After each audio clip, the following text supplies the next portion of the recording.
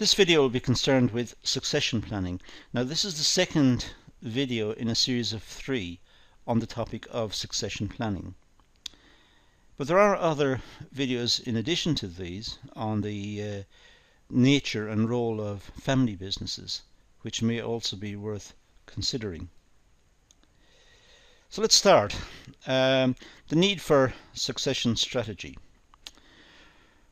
Well, according to Hodgetts and Kuratko, succession strategy requires the following considerations: understanding the contextual aspects, identifying successor qualities, and carrying out the succession plan. Now, we have 3 points there and we have 3 videos, so there's no surprise in the way in which we're going to do this. So in this video we're going to look at identifying successor qualities. Now, we'll do it mainly from the perspective of family business, but much of what we say here could apply to a small business, because small business have succession issues also. The leader or the person in charge of a small business may want to retire and will want the business to continue and will look for a successor. So it doesn't just happen within family businesses, but family businesses have got particular problems and issues, as discussed elsewhere in other videos. And it's important that the family issues are taken into account when looking at succession. It's important that we have a good view of family businesses from a wide perspective, which will give us a clear indicator of what sort of qualities the successor must have and what issues will be confronted both by the successor and by the family as a consequence of the succession. So here we're going to look at the second point, and as I said, we will deal with it essentially from the perspective of a family business. Now, these writers suggest the following to be some qualities a successor must possess or have the potential to acquire over time. Ideally, the successor should have them at the point of appointment,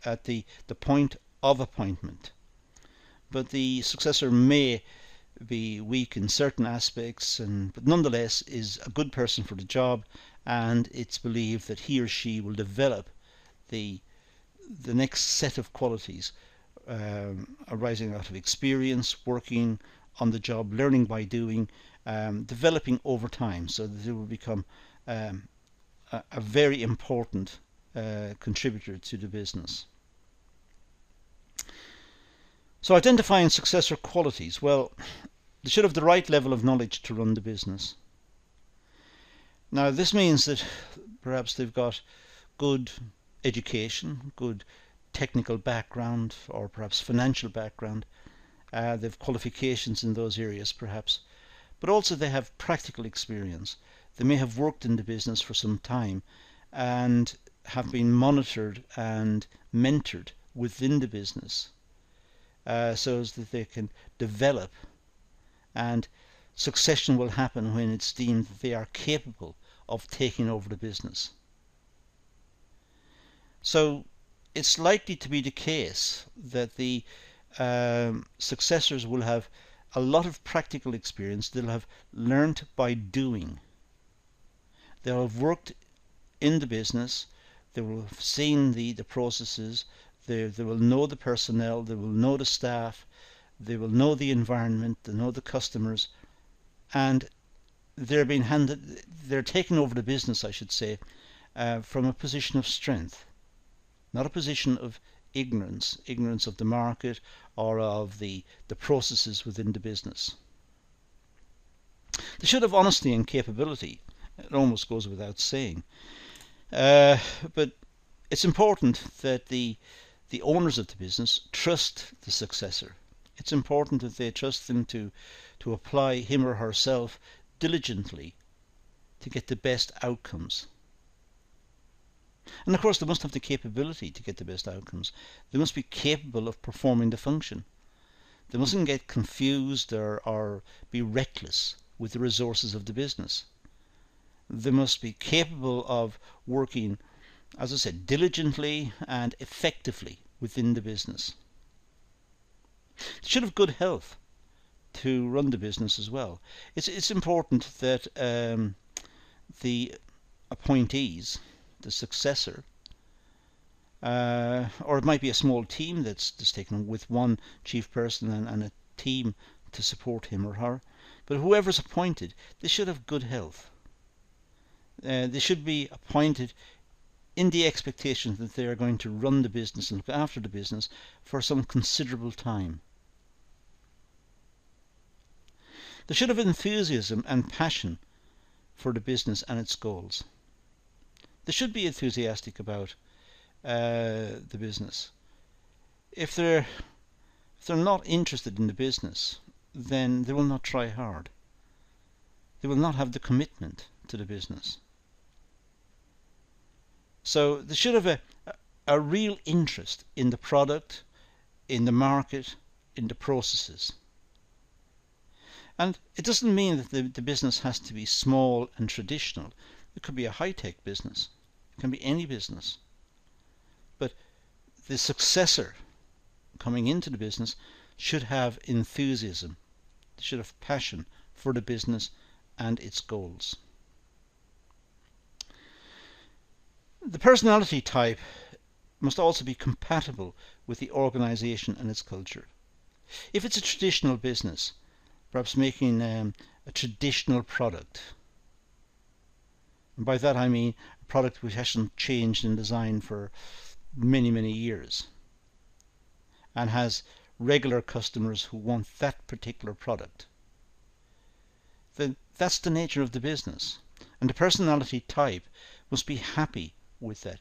The successor should have the personality type to work in that type of traditional business, if that's what's required.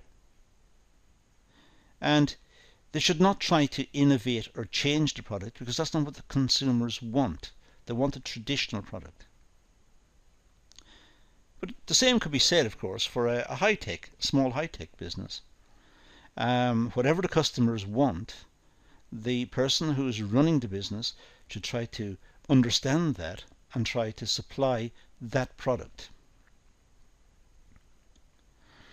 Now, identifying successor qualities. Well, words like perseverance, maturity, stability, resourcefulness, thoroughness, all of these apply. They should have perseverance, should be willing to make a commitment to the business that they are going to see the business succeed. And when there's a problem, they should stick with the problem until it's fixed. Don't just leave it. They should have maturity. They should look to long-term solutions. And they should present themselves as thoughtful people who will consider all sorts of proposals and look at them and evaluate them with a great deal of care. And they need to have stability. They need to be seen as committed to the business. They attend the business as required, and they go the extra mile. They go the extra bit if required. They're stable. They're committed. They belong with the business. They're seen as an important part of the business, and they have good leadership qualities as a consequence. The rest of the workforce see them as committed, and they will be committed as well. They should be resourceful. They shouldn't waste the resources of the business. They should look to recycling. They should look to reusing parts and recycling parts where possible, and they should be resourceful. They should not be wasteful, in other words. And of course, they should be thorough. They should be complete. The product they're making should be good quality, high standard, and delivered with a great deal of care. They should have good planning and organizing skills. It almost goes without saying, but businesses need good planning. If they're going to complete the tasks on time, on schedule, and they know what they're doing, they know the direction they're moving in, there's clarity about the whole process, that's a function of good planning. So it should be well organized and it should be well planned. A good eye for sourcing talent and employee development. Businesses do change over time, and new personnel will be required, new staff will be required. And it's important to recruit the right staff. Not just any staff, but the ones who can do that particular job and who can do it well. Complete agreement with the owner's business philosophy and ethos. The owners are now in the background, the successor is running the business, but the owners still believe that the business should present itself in a certain way. It should have a certain philosophy. It should make certain products and make them to a particular design, and also should try to produce efficiently according to good ethical standards. And so whatever the business owners deem to be good practice, it should fit naturally with the leader, with the person who's taken over the business. The person who's taken over the business should have exactly the same point of view, and that's the ideal. Now, identifying successor qualities. Well, before a successor can be appointed, the following areas of concern must be addressed. Now, I'm going to do them under three headings here. Business concerns, owner concerns, and family concerns. We'll say it's a family business in this case, which fits in with what we did in the previous video as well. So we'll have business concerns, in other words, if you like, the environmental concerns and the business issues. The owner concerns, the shareholders or the owners of the business, and the family concerns. So let's see. Well, the business concern will be its environment, its competitiveness, globalization, the legal framework for business, employment law, pensions, health and safety, supplying on time, innovating the product, having good market share, contact with the customers. All of these are business concerns, and we can carry on with this list, but are dealt with in other videos. But it's a long list, but these are all business concerns, and in a sense they apply to every business. Every business will have the same type of concerns. The owner concerns, well, entrusting power and leadership. They've got to hand over the business to someone. This is succession planning. They have to hand over the business to someone, and that takes a lot. It takes a lot of determination and hope on their part. They hope that the person who's taken over the business can deliver the business the way they want it. So they're handing over to someone, perhaps not a stranger, because that person may have been trained within the business for a long time, but nonetheless they're handing over the business. The family concerns their level of control over assets and decision making. Well, they'll no longer perhaps have powers over many of the decisions in the business. Smaller decisions will be taken locally by the person taking over the business, by the successor. But big decisions may still go to the owners. They may still have board meetings and discuss bigger issues about strategy and long-term development and new product development and so on. But they do have to hand over control over the assets and over decision making. They no longer are in control of the assets. It's the successor who's in control of the assets and who deals with those issues. Back to business concerns. Well, current business development and potential for growth.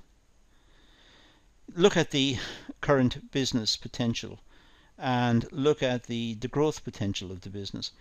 Well, these are business concerns. Virtually all businesses are worried about growing and surviving. And in every business there will be a lot of time taken up with considerations of the possibilities of growth and development into particular markets. The owner concerns are ensuring family function as a unit and security of their role within the business. Although the owners are not involved day to day, they still want to have an involvement. They still want to have an overseeing involvement. They want to be consulted. They want to be spoken to about new ideas or new developments, or if something goes wrong, they might want to know about it. And the family concerns, well, ensuring business continuity after the takeover. The family want to know that the business is going to continue, and that the person that they've appointed is the right person for the job, and they've got confidence in that person, and their confidence is justified. So they need to know about this. And with business concerns, the business culture, ethics, norm and values. And these are dealt with efficiently by the successor, the person taking over the business. So the business culture will not change dramatically, so customers still see the business running in the same way as it has always run. Its ethical position is that it still has good relationships with its staff, produces a safe product, it looks after the customers have confidence in the product. It's seen in that light. So the business concerns can be addressed, that the business fits in to has a good business culture, has good ethics, and has good values, and is seen by all to have those. The owner concerns, well, keeping resources and assets in the business. They don't want to see the resources dissipated, perhaps handed out in bonuses at the end of the year. They don't want to necessarily see all of the capital that could have gone for reinvestment or development, or indeed to be paid out in dividends. They don't want to see that just wasted throughout the year. So there's good monitoring and good control over the resources, and the successor knows the resources and has good stewardship of the resources. And the family concerns, well, protection of their own interests. So it's important that the family, even though they're not involved on a day-to-day basis in the business, they still monitor the business, check the business, and have regular meetings with the successor to ensure that the business is operating according to their desires. So they still have some control over the business. Now, identifying successor qualities continuing. Well, these concerns must be dealt with during the succession process, and policies must be established which takes account of the concerns. So there are two sides here. One is the successor and the other is the family. The family should set out what its concerns are and be clear about the concerns, articulate them, even put them into a document, so there's clarity on both sides. And these should be talked about openly before the succession takes place. So the successor is clear about the role of the owners and what they want, and the owners are clear that the successor understands them, and the successor can deliver on what they see as important. The owner, legal team, expert advisors, and the family members must be involved in all parts of the succession process. So as one person is about to leave the business and a successor is being appointed, all the way through there should be monitoring, checking, some analysis of the performance of the successor. It should not be a rushed exercise. It should take a long period of time, and there should be careful consideration of all parts of the work of the successor to ensure it fits in with, as I said earlier, the ethos of the business, the values of the business, and make sure that the successor understands what the owners want and will work towards that. It's not just a question of doing it because it's required, but it's what the successor believes is the right thing to do. That's the source of what we've been talking about. This video fits in with the succession video earlier, and clearly it's simply a question of looking at the owners of the business versus the successor and making sure that there is a correspondence between the two, making sure that there is a clear understanding between the two as to what's required, and that the successor is the right person to do the job. And that particular text is very good at looking at these type of issues. But that's all we're going to deal with here, so let's leave this video and say thank you for watching.